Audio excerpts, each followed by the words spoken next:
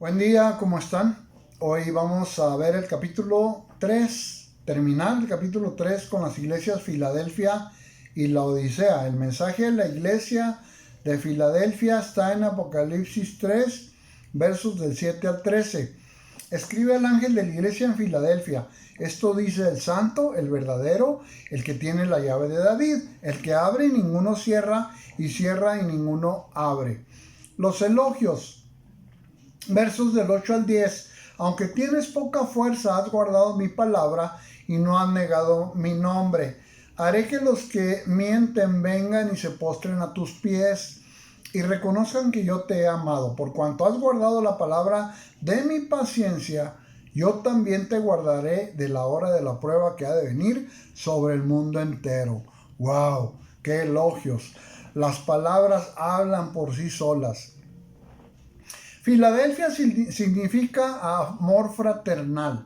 Era una iglesia misionera que predicaba y predicaba. Aquí Jesús se autodenomina santo y verdadero. Dice que ha puesto una puerta abierta y esto puede interpretarse de dos formas válidas. Una que menciona Juan 10:9: yo soy la puerta, el que por mí entrare será salvo y entrará y saldrá y hará pastos. Es decir, que Jesús es la entrada al reino. Y por otro lado, Pablo expresa a los Colosenses 4:3 para que el Señor nos abra la puerta para la palabra, a fin de dar a conocer el misterio de Cristo, por el cual también estoy preso. O sea, la otra expresión de la puerta es abrir la puerta del Evangelio para predicar de Cristo. El que tiene la llave de David, ¿quién era David? El ungido de Dios. Solo es una referencia de la estirpe de David. Jesús tiene las llaves, o sea, el control de todo. Verso 8. Tienes poca fuerza. No eran arrogantes, eran sencillos, humildes de corazón. Al sentirse débiles, eran mejor usados por Dios. Es una forma de reconocer que sin Dios no somos nada. Entonces Filadelfia es una iglesia que, aunque con poca fuerza, nunca negaron su fe. Dentro de la historia cronológica, los teólogos comparan a la iglesia de Filadelfia con los años 1800 a 1930, en que salieron muchos misioneros cristianos de Europa hacia todo el mundo. Mucha gente se convirtió y luego de que llegaron a los Estados Unidos, también ese país empiezan a sacar misioneros hacia todo el mundo. En la actualidad siguen saliendo misioneros de muchas partes, de Corea, de Estados Unidos, de América Latina y hasta de los países más pobres. Están buscando la manera de llevar al mundo el Evangelio de Cristo para salvación. Reclamos. No hay reclamos. Por lo tanto, no hay reprensiones. Eso era una iglesia bonita. ¿Cuál era la promesa y la recompensa? Del verso 11 al 13 nos menciona la Biblia. Jesús les dice: yo vengo pronto. Y mientras, aguanta que nadie te gane tu corona. Está hablando de las coronas, que son los galardones al llegar al cielo. Al que venciere lo haré columna en el templo de Dios, soporte fuerte en el reino. ¿Te imaginas que Dios te ponga como una columna en su reino? Y luego que va a escribir,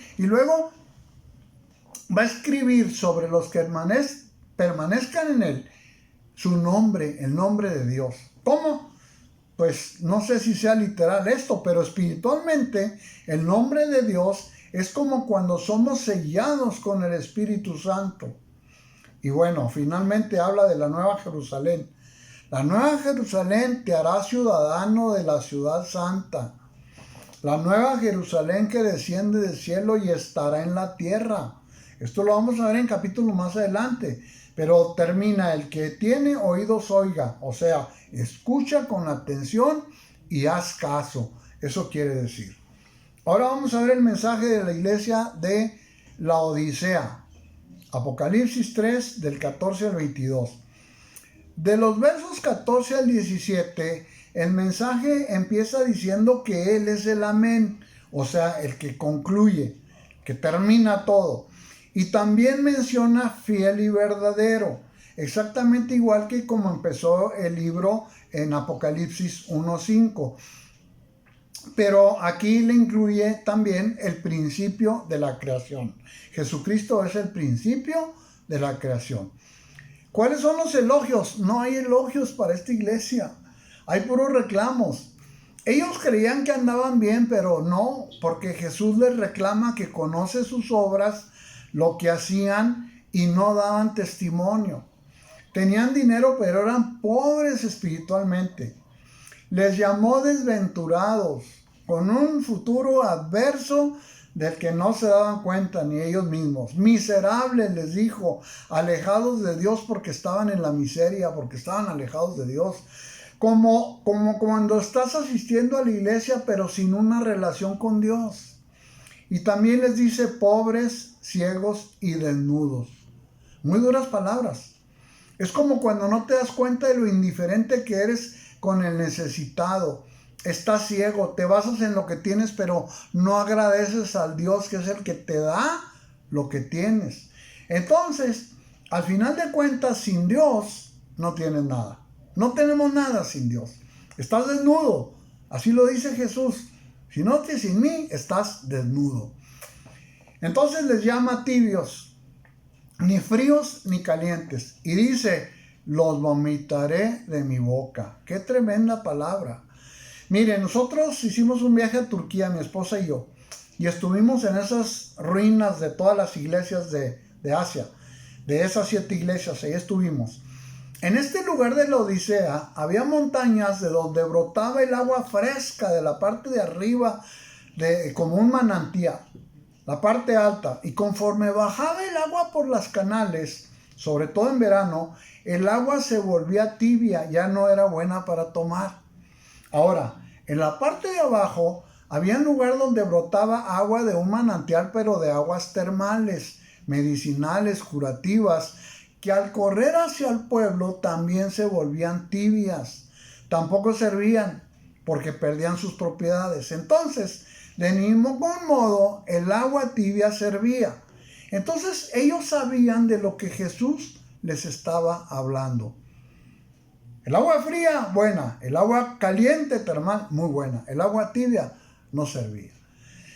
Le estaba dando una similitud de lo que la iglesia era.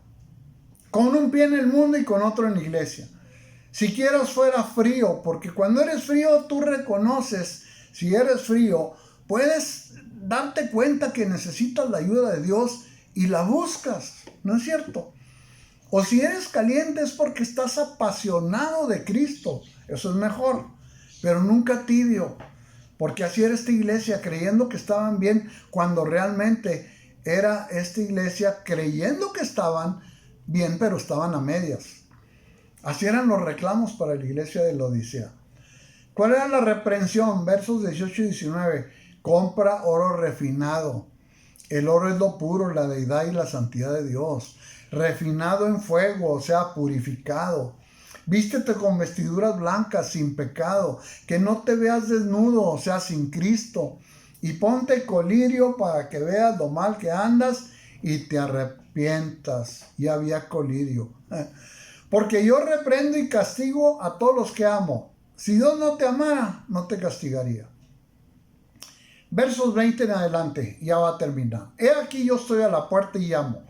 Si alguno oye mi voz y abre la puerta, entraré a él y cenaré con él y él conmigo. Al que venciere, le daré que se asiente conmigo en mi trono, así como yo he vencido y me he sentado con mi Padre en su trono. El que tiene oído, oiga lo que el Espíritu dice a las iglesias. ¿Cuál es la promesa y la recompensa? Siempre vamos a encontrar al Dios de oportunidades mientras estemos vivos. Jesús siempre tomará la iniciativa, así como lo hizo con la mujer samaritana, que la buscó y la hizo que se convirtiera a Cristo. Aquí tocará nuevamente a la puerta esperando el arrepentimiento de la iglesia o de la persona y la reconciliación con Dios para restaurar la comunión con Él. ¿Le abrimos la puerta? Te sentarás en el trono de Jesús, así como Jesús está sentado en el trono del Padre tremenda la promesa, ¿no? En la historia cronológica, simplemente es la historia de hoy. De 1930 a la fecha, porque por lo menos hasta 1930 todo el mundo quería predicar. Ahora a la iglesia le da flojera hablar a otros de Cristo. Una iglesia tibia, con mucha falta de compromiso, haciendo lo malo creyendo que está bien porque todo el mundo lo hace. Una mentirita no es nada, no le hago mal a nadie, no soy un homicida. Y bueno, nos hemos olvidado que una iglesia y el creyente que no predique el amor de Dios y el sacrificio de Jesús para alcanzar almas para Cristo no tiene razón de ser. ¿Alguna vez has reflexionado cuál es el propósito que Dios tiene para ti en la tierra? Aquí terminamos con los 3 primeros capítulos, las 7 iglesias de Apocalipsis. Pero finalmente te voy a recordar la particularidad de cada iglesia para que cada quien haga su propio análisis de dónde se encuentra tu iglesia o dónde te encuentras tú mismo. Éfeso, la iglesia que había dejado su primer amor. Esmirna, la iglesia que sufriría persecución, pero que siempre perseveró sin renegar de Dios. Pérgamo, la iglesia que necesitaba arrepentirse de falsos cristianos, idolatría, fornicación. Tiatira, la iglesia que tenía una falsa profetisa, idolatría, mentira, fornicación. Sardis, la iglesia que se había quedado dormida, demasiados confiados, sin estar alertas. Filadelfia, la iglesia que había perseverado pacientemente, la que no tenía reclamos, siempre fiel. Y finalmente la Odisea, la iglesia con una fe tibia. Hasta aquí terminamos el capítulo 3 de Apocalipsis. Nos vemos en la próxima.